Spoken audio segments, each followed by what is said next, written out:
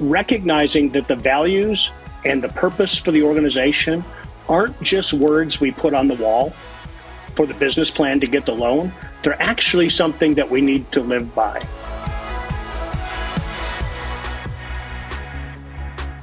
Well, hi, everyone. Welcome to the Framework Leadership Podcast. I'm your host, Ken Engel, president of Southeastern University. Joining me is our co-host, Michael Steiner, SCU Senior Vice President for Advancement and Innovation.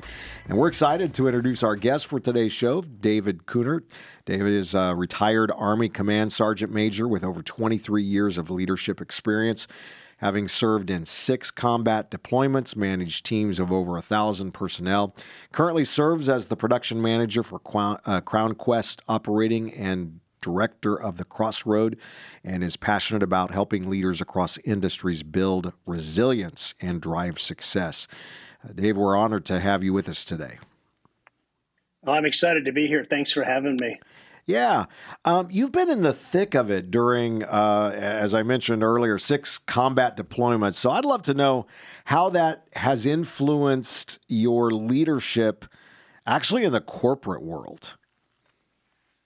Yeah, great question. You know, when you think of a large organization like the military, and you get an opportunity to see some absolutely tremendous leaders, and then you get an opportunity to see some that you get to learn from that maybe don't do it so well. Sure. And so what really happens with leadership, it's just getting those reps. Yeah. And in the military, being deployed in high stakes environments like that, I think what happens with your soldiers, your airmen, your Marines, even with maybe some of your first responders, those reps come a lot faster. So people tend to grow their leadership a lot faster just based on the high intensity experiences that they have, and they have the high pressure situations to lead under. Yeah, yeah. What? How, in a specific way, how did your approach to leadership change when you transitioned from leading troops to overseeing like production teams in the oil and gas industry? Was it as smooth of a transition as people might think, or did you have to make a few adjustments?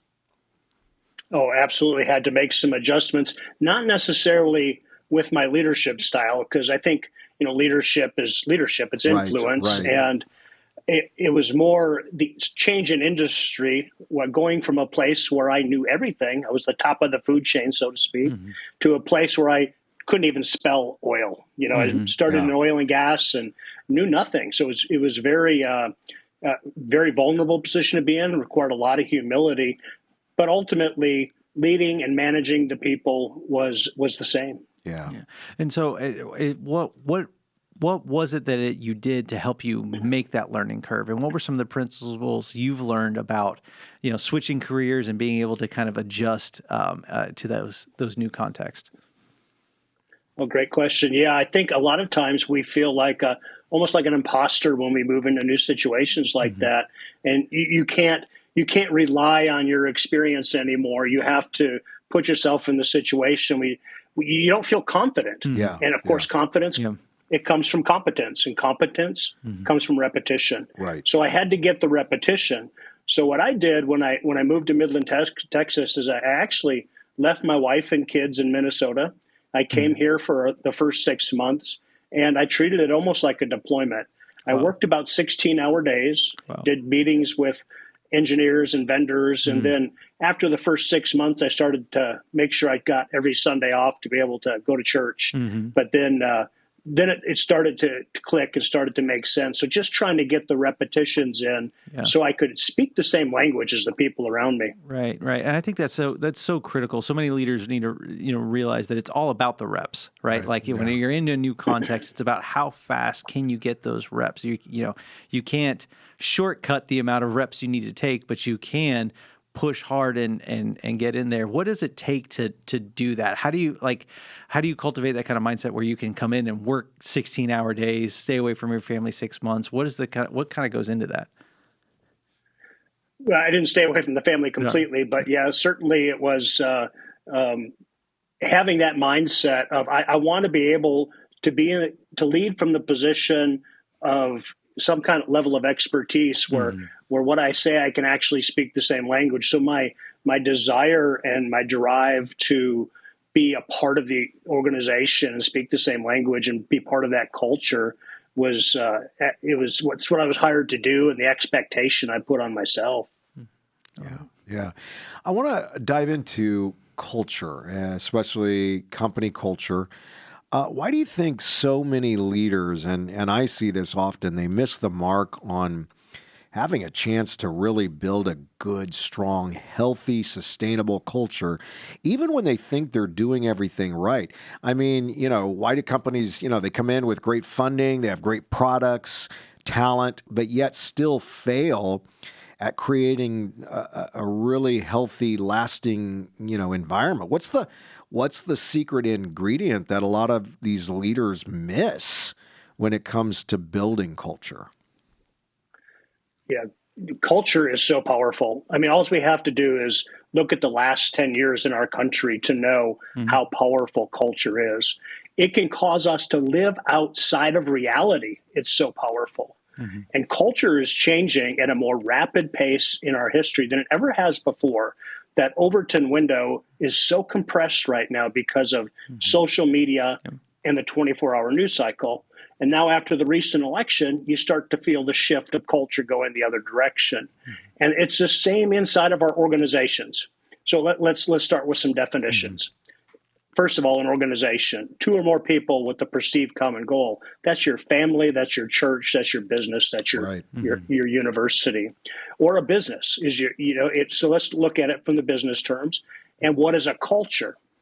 We say a culture is a shared language and a shared set of values. So that language that we all are saying the same things. When we're talking about moving from the military to the oil field, I couldn't speak the language. It was different acronyms. So now I'm learning a whole new language to be part of that culture. And then values are what we honor and shame, basically. Right. So it's not what we say, it's what we do. So if somebody said, hey, Ken, what are your values? Well, what 3 words would people use to describe you? Because that's what you're demonstrating to others. Yeah. Typically, we'd say something like, usually when I ask that question, they always say, honesty or integrity or something like that. And usually that's what we want our values to be, but that's not necessarily what they are. Right. If people wouldn't describe you as that, that's not your values. So recognizing that the values and the purpose for the organization aren't just words we put on the wall for the business plan to get the loan. They're actually something that we need to live by. And when we live through those values and support those values and shame when we're outside that value system and honor when we are. So in your family, if you say, hey, we honor good grades, we value good grades, how do you honor it? What are you doing to actually make people believe that that's really what you value?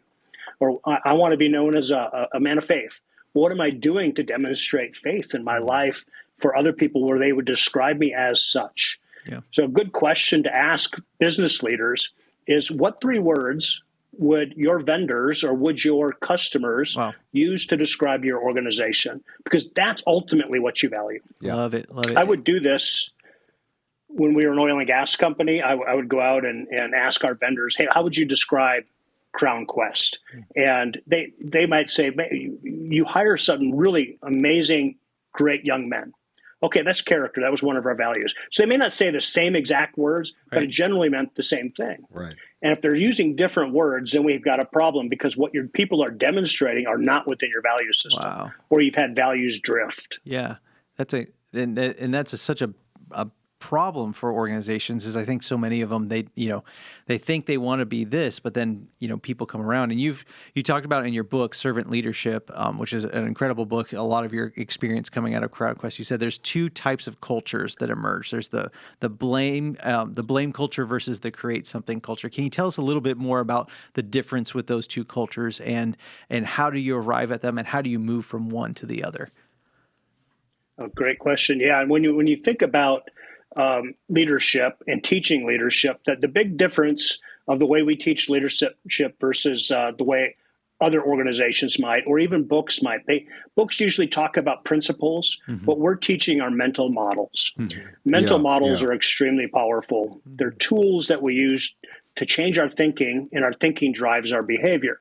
So I would invite you just to picture in your mind 2 triangles. a pyramid, a right side up pyramid, then an upside down pyramid.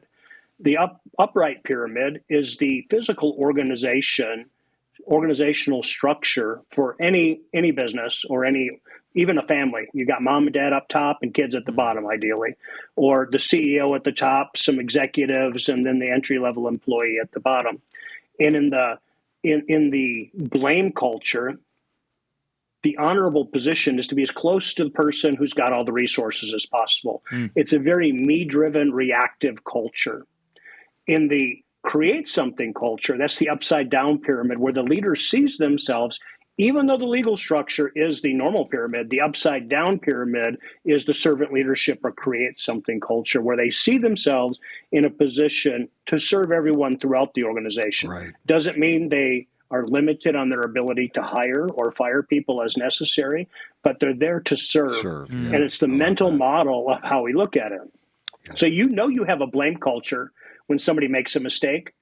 If somebody in your organization makes a mistake and all people do is look around for who to blame, it's not me, don't look at me, look at him, then you have blame culture. Right. It creates victims. Right. It's all about me. In the create something culture, the servant leadership culture, when somebody makes a mistake, not out of neglect, but of an accident, or they didn't know better, they weren't trained, and they own up to it, we celebrate it, it's honorable to learn from that mistake. So we get to talk about it. So if I make a mistake and then Ken makes the same mistake, well, that's a crime. Yeah. If I make the mistake and we talk about it and we learn from it, there's no reason for us to make that same mistake again throughout the organization. But typically, people are in that blame or victim mentality. And right now, I mean, you've seen it over the last decade. Our society in general, the culture, honors the victim. The victim gets the louder voice. Wow. So we want to dispel that, because if you're a victim, you can't get better. You don't want to get better. Right. We want to be in that upside down pyramid and serve the others in the organization, to grow them and teach them and learn from our mistakes instead of blame. Yeah, I love that. Yeah, I mean, it's a mental model of, when you talk about servant leadership, mental model of others oriented. You're constantly others oriented in the way you guide, encourage, empower, and lead, and that's so. So it's wonderful, and it's I would hope that most leaders would have that passion, that it's all about others in your organization and bringing out the best in their lives, and that's what's great. You know, after transitioning to the corporate world, you played a pretty key role in scaling CrownQuest Operating from, I think it was around 500 million to 12 billion. All while developing, this culture, this incredible, powerful company culture.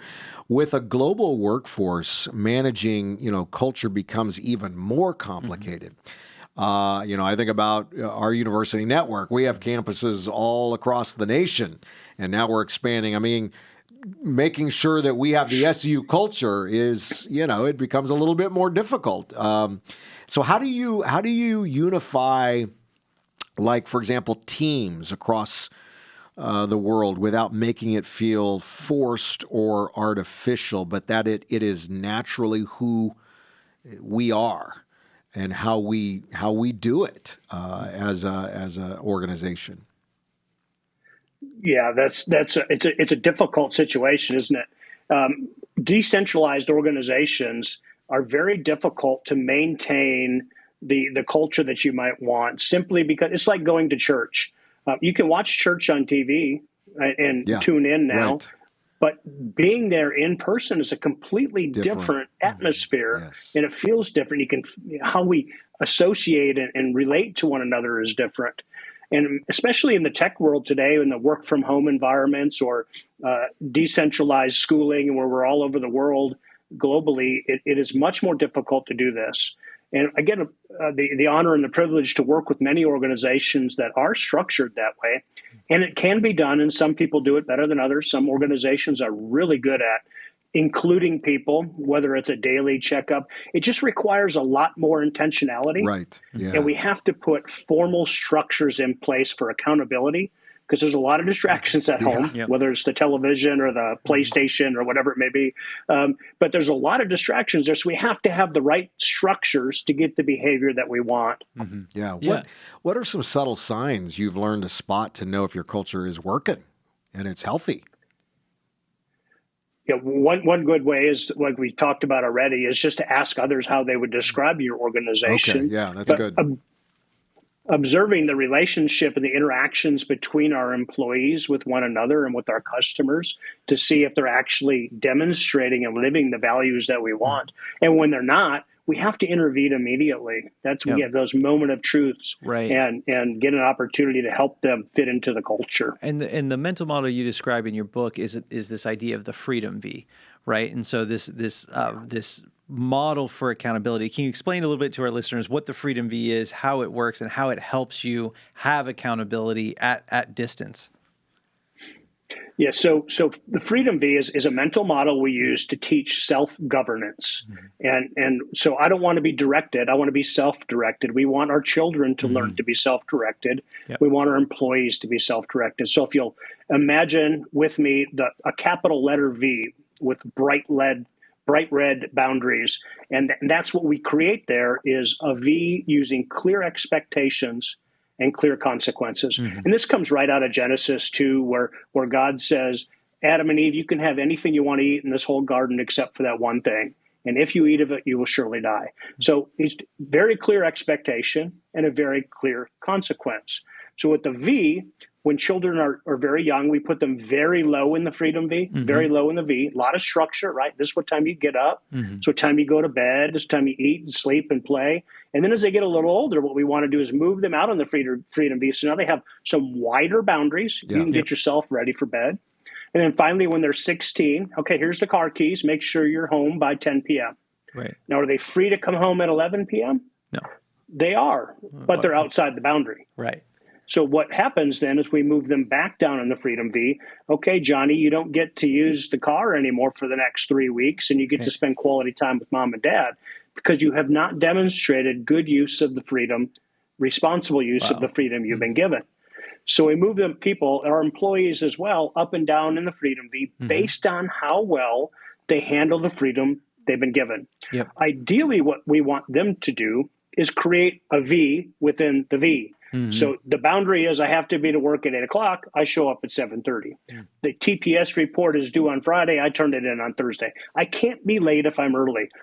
Nobody has to tell me what to do because I do it myself. And when we're self-governed, we learn to manage our freedom well. Because in the name of freedom, very, very frequently, we will throw away our freedom. We will shackle ourselves to sin. Can I go in my kitchen or go to the grocery store and buy anything I want and eat it? I sure can.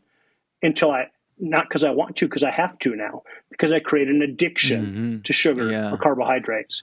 Can I go to any website I want to and spend all the time I want to on that website that I shouldn't be on? Yes, I can. Until I have to. Because I can't have a normal, appropriate, physical, intimate relationship with my spouse. Can I go to the bar every night after work if I want to? Yeah, I'm free to do that until I'm not. I've given away my freedom.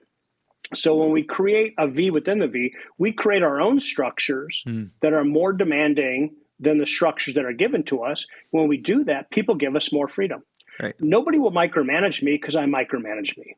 I micromanage me to a higher level than they do.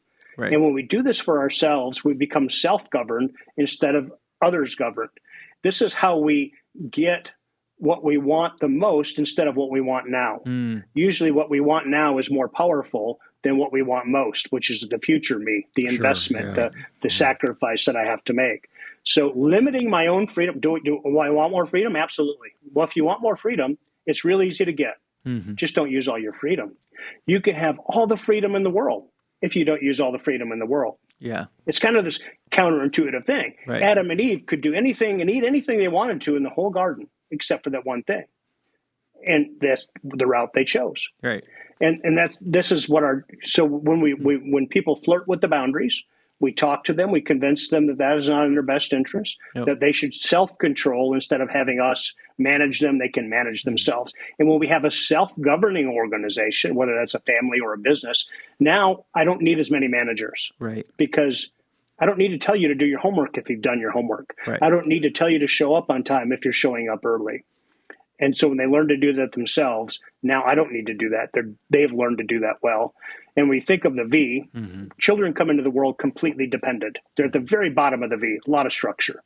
What we're trying to do as parents is get our children from the bottom to a wide boundary at top where they can govern themselves. We're going from dependent to independent. Yeah. And then we have to teach them through our example as mom and dad to be interdependent, which is sometimes just as difficult. Yeah. Now, you served in leadership in the military and then now in the corporate business world. I would imagine that based on my observation, a lot of military leaders probably, it's more command and control in that style. How do they shift? I mean, what we're talking about has a lot to do with leading in terms of empowerment and delegation. So how do you make a transition from that style of command and control to empowerment and delegation without losing respect and authority as the key leader of the organization in charge of wanting to move the organization forward in growth and health? But yet, again, you want to be very others-oriented in that approach. Yeah, creating a self-governing organization is allowing people to make those mistakes and learn from them and grow. And it is costly up front. But transitioning from the military, when you first come into the military, it is absolutely a very directive type environment. Sure. But as you move out of basic training into small unit organizations, especially in our special ops community, they're very decentralized, making individual privates in the Army, you'd be surprised at how many, during our combat deployments on the global war on terror, how many strategic level decisions that they make every day in their interactions, especially in a counterinsurgency when you're dealing with the civilian population. And we allow them to do that as an ambassador. Think of that word, an ambassador from our country to theirs, to those people. And so I think kind of the misnomer is that the military is very, like you think of the drill sergeant being told what to do every minute. It is very structured, absolutely. But then moving into the corporate environment in the civilian world and recognizing, I don't get to spend the same amount of time, and I can't make people do push-ups anymore. So I have to explain things instead of you do it because I told you so. But I think, like you said, the word delegate, and that is a very misunderstood form of leadership. We can't delegate to people unless we've invested in them and developed them to the point where they can do it on their own and to empower them. Typically, when people say delegate, they're saying, we tell them what to do and they go do it. And if they don't know how, it's their fault. Right. Yeah. I can blame them. That's the blame culture, right? Yeah. That's what you see a lot. When it comes to making decisions, though, sometimes, how do you know when it's time that you may need to stick to your guns versus when to pivot?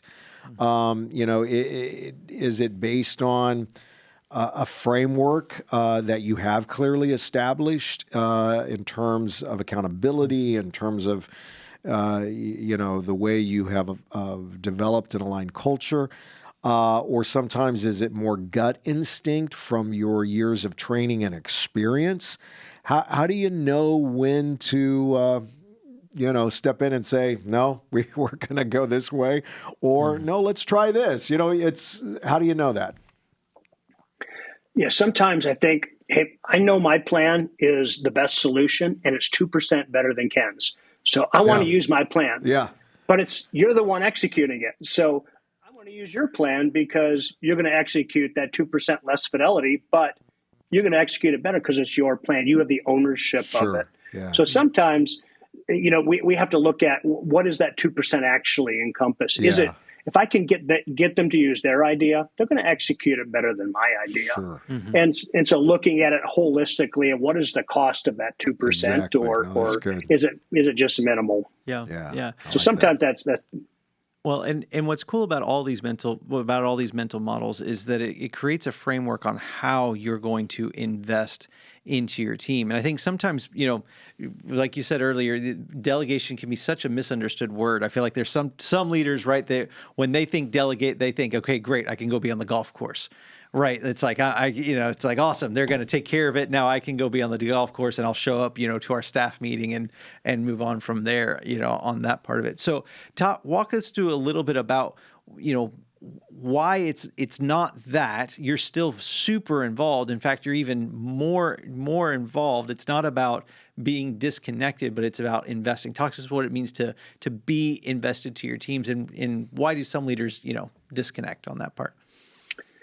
Yeah, I think it's always, I feel pinched for time. Mm-hmm. We are such bad time managers, and we have a tool for that as well. Yeah. But we are so bad at managing our time. We always feel busy. We always feel overwhelmed. Mm-hmm. If we had 10 hours to get 2 tasks done, it takes us 10 hours. Right. If I have 10 hours to get 5 tasks done, it takes me 10 hours. Right. We just stretch what we have to do throughout the day. So then we start to think, well, I just need to delegate more. And what I'm really saying is I just need to tell other people to do my job more. And then I don't have to do as much. I can spend more time doing less, getting this less done in the same amount of time. And so when we're looking at delegating, I can delegate authority, but I can't delegate responsibility. I'm still responsible. Yeah. So I want to make sure that I've invested in them and they know how to do it. And there's levels of delegation. Yeah. If we're going to go out and we're going to be working in the oil field today, we're going to build a house, and the two of you know nothing of construction. And I'm going to say, okay, your job is to build the house. I delegated my job of building the house to you. And now you stab your eye out with a screwdriver because you have no clue what you're doing. Yep. But if I'm with you initially and giving you a lot of guidance and showing you how to build the house, and this is now the 3rd house we've done, now I'm just going to start coming out. Yeah. Still spend a lot of time with you, but a lot of less time. Right. Now, this is the 100th house. I'm still going to come out because leaders show up. Yeah. Leaders show up, especially if it's important. If it's important, leaders need to show up. I may not ask you about the house. I may ask you how your family's doing. But I want you to understand that I value you and value what you're doing. But now this is the 100th house you built. You don't need me there anymore. Yeah. But we all need some level of accountability from our leaders. We all need them to just to show up and show that they care. Yeah. And so I'm still gonna show up. So delegation doesn't mean I just get to pass the buck and go play on the golf course. I'm still going to be as involved as necessary, not to micromanage, not to make sure there's no mistakes. By no means, I want there to be mistakes. I just don't want them to be catastrophic where somebody loses an eyesight or a limb or something or dies, or we blow the whole budget on one project because we have no idea what's going on. Right. Yeah. Some mistakes are okay. Yeah. We learn from those and grow from those. So I don't want to be there to micromanage. That's not delegating. Yeah. I've been so thankful and blessed that God's given me the opportunity to work with some amazing teams. And we have an incredible team here at Southeastern University. And one of the things that I love to do is to inspire our teams and inspire, what we do and dream together. And a lot of times one of the tools that I love to use in dreaming is it's called appreciative inquiry, which is it actually unlocks dreaming, because a lot of times when you're trying to lead change or transformation or growth, you want to look at what's wrong. It's the negative. Let's find out what we're missing and everything, rather than saying, well, what's good about our organization? What are things that are unique that we can, accelerate? So it's one of my favorite tools to inspire. But I wanted to ask you, as a strong leader, how do you inspire your teams and bring inspiration to, get them to continue to grow and learn and discover and be hungry for what's next? Well, one of the things you said that was real important, I think many times leaders show up looking for what's wrong. Yeah. I'm going out to find something wrong. Right. Instead, sometimes make that mental paradigm shift to go out and find something right. Yes. Something that's honorable. Let's talk. We said our value is teamwork or team learning. Go find something that's in reinforcing your values, and then tell everybody what you found. Man, Michael, I came out and Michael was doing such a good job with this. I really want to highlight what he did. Yeah. What you honor, you get more of. Right. What you shame, you get less of. So I certainly don't want to allow bad behavior to continue, but the paradigm shift of going out to find something right is something we can do a lot better as leaders Right. for. Yeah. But ultimate inspiration from me for the people that work for me is going to come through many times how we live our own lives. Yeah, Right. Am I living my personal values and of work ethic and having that referent influence and being a role model for them? You know, it's like having your dad around when you have a lot of referent influence. It's the person you looked up to the most that you want to be. That's real influence. And working for people like that, you'll do anything. Right. And it helps even with things like there's so much conversation today around things like burnout, right? And I feel like so much of the conversation is around, how do you structure time? How do you make sure, all this different stuff? And there's not enough conversation, I feel like, around the idea that part of being burnt out is becoming uninspired. Right. Like when you're burnt out, you've become uninspired by your work. And there's a role that leaders play in being part of that inspiration. Right now, obviously, you're not trying to make a cult, right? And people are worshiping you. But the leader is part of the source of inspiration for your team. And if you're not being inspiring, where else are they going to? It's kind of like, where else are they going to draw that from?